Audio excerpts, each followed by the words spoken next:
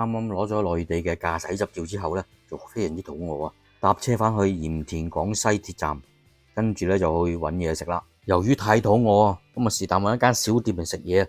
咁呢度呢間嘢咧，似乎係幾好食喎。睇翻個價錢咧就非常之平啊，雙拼咧都係18蚊嘅。咁我就叫嗰個叉燒燒鴨飯啦，單拼咧就15蚊，膠樽汽水咧一支就3個半人仔啊！哇，咁快碟飯就嚟咗啦！呢度仲有啲菜喎，咁同埋呢個幾好食啊！呢個鴨唔錯，仲有呢啲叫咩話？海帶，呢個海帶辣辣地幾開胃。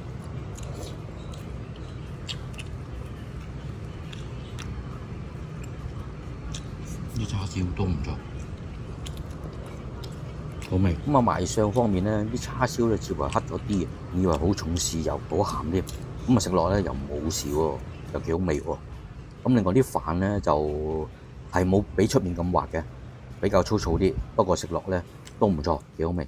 今次兩個人食，叫咗2碟飯、2支嘢飲，40蚊人仔，超平啊！